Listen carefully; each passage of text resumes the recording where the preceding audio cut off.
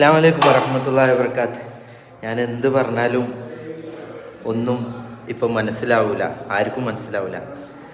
അങ്ങനെയാണ് കാര്യങ്ങൾ. ഞാനിപ്പോൾ ഉള്ളത് ജോധ്പൂർ രാജസ്ഥാനിലാണ്. ഇന്നലെ ഒരു ഫോണിൻ്റെ വീഡിയോ വന്നിട്ടുണ്ടായിരുന്നു. ഓരോ വീഡിയോ വരും എൻ്റെ പുറകെ തന്നെ ആളുകളുണ്ട്. ഇന്നലത്തെ വിവാദം സത്യത്തിൽ മനസ്സിലാക്കുന്നവർക്ക് മനസ്സിലാക്കാം, അല്ലാത്തവർക്ക് തെറി വിളിച്ചിങ്ങാണ്ട് പോകാം.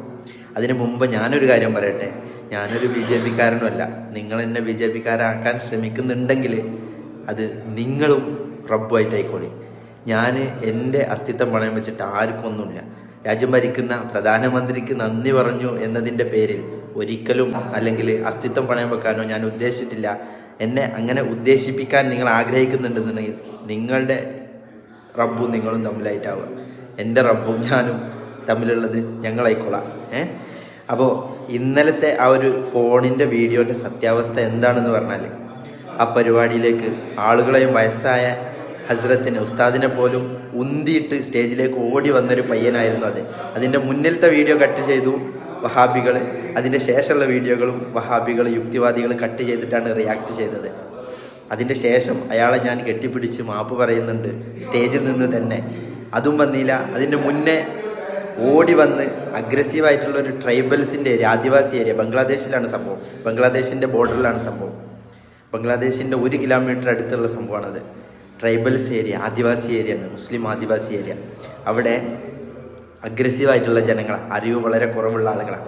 അവിടെ ചെന്നിട്ട് പരിപാടീൻ്റെ സമയത്ത് 10,000-കണക്കിന് ആളുകളുള്ള പരിപാടിയിൽ ഈ ഒരു മനുഷ്യൻ, പല ആളുകളുണ്ട് അതിലിങ്ങനെ, ഒരാൾ മാത്രം ഉസ്താദുമാരെയും കമ്മിറ്റി ഭാരവാഹികളും തള്ളിയിട്ട് കൊണ്ട് ഓടി വരുന്ന വീഡിയോ നിങ്ങൾക്ക് വരും ദിവസങ്ങളിൽ നിങ്ങൾക്ക് ഒരു പക്ഷേ കാണാൻ സാധിക്കും.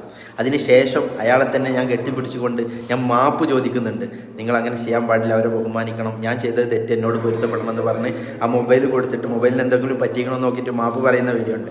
അതും വരില്ല. കാരണം എല്ലാവർക്കും ആവശ്യം തെറ്റുകളും കുറ്റങ്ങളും മാത്രമാണ്. ഞാൻ എന്ത് പറഞ്ഞാലും നിങ്ങളെ മനസ്സിൽ കയറൂല എന്ന് എനിക്കറിയാം. പക്ഷേ നിങ്ങൾ മനസ്സിലാക്കേണ്ടത്, ഒരു മനുഷ്യനെ പോലും അൽഹംദുലില്ലാ ഇന്ന് വരെ പറ്റിക്കുകയോ കളവ് പറയുകയോ ചെയ്തിട്ട് ഞാൻ ഒന്നും നേടിയെടുത്തിട്ടില്ല.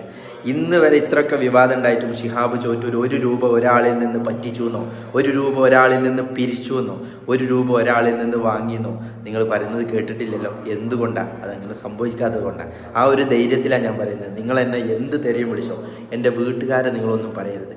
എൻ്റെ വീട്ടുകാരെ പറയുന്ന ഏതവനാണെന്നുണ്ടെങ്കിലും എനിക്കും എൻ്റെ വാപ്പയും ഉമ്മയും ഉള്ളതുപോലെ നിങ്ങൾക്കും വാപ്പയും ഉമ്മയും ഉണ്ടെന്ന കാര്യം നിങ്ങൾ മറക്കാൻ പാടില്ല. അസ്സലാമു അലൈക്കും വറഹ്മത്തുള്ളാഹി. എല്ലാവരോടും സ്നേഹം മാത്രം. ഇനിയും ഒരുപാട് വിവാദങ്ങൾ പ്രതീക്ഷിക്കുന്നുണ്ട് വഹാബികളുടെ അടുത്തു നിന്നും യുക്തിവാദികളുടെ അടുത്തു നിന്നും. നിങ്ങളുടെ പണി നിങ്ങൾ തുടർന്നു കൊണ്ടേയിരിക്കുക, എൻ്റെ പണി ഞാൻ തുടർന്നു കൊണ്ടേയിരിക്കാം.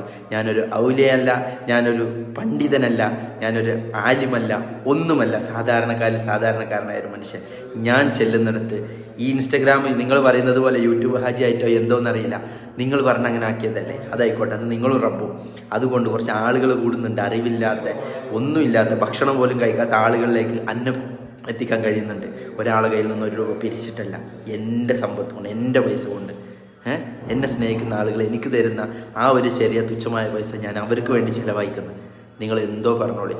അന്ന് ആ സ്റ്റേജിൽ മലയാളികളായ ഉസ്താദുമാരുണ്ട്, അവർ കണ്ടിട്ടുണ്ട്. നിങ്ങൾ എനിക്ക് വിലയിടുമ്പോൾ ആഖിറത്തിൽ ഒരുപക്ഷെ നമ്മൾ ഒന്ന് നേരിടേണ്ടി വരും തീർച്ചയായിട്ടും. എൻ്റെ അടുത്ത് ഒരു സാധാരണക്കാരനായതുകൊണ്ട് സംഭവിക്കുന്ന ഇങ്ങനത്തെ ചില ചെറിയതും വലുതുമായ കാര്യങ്ങളൊക്കെ നിങ്ങൾ ഉണർത്തി തരുന്നത് കൊണ്ട് എനിക്ക് എൻ്റെ ജീവിതത്തിൽ അത് പകർത്താനും അത് പിന്തുടരാനും സാധിക്കും. അള്ളാഹു എല്ലാം പൊരുത്തപ്പെട്ട് തരട്ടെ. ഒന്നും അറിവില്ലാത്ത ഒരാളല്ലേ ഞാൻ. ഒരു ഹിന്ദിക്കാരിടയിലും ഞാൻ അറിവുള്ളവനാണെന്ന് പറഞ്ഞിട്ട് ഇതുവരെ പോയിട്ടില്ല. ഞാനൊരു സാധാരണക്കാരനാണ്.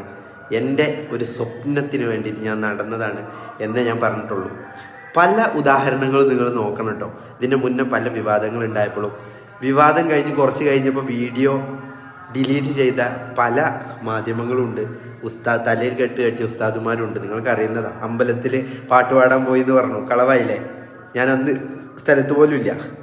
വഹാബികളുടെ പുസ്തകത്തിന് പ്രചരണം നടത്താൻ പോയി എന്ന് പറഞ്ഞു. ജീവൻ ഉണ്ടെങ്കിൽ പോകും മനുഷ്യൻ. അത് കളവായില്ലേ?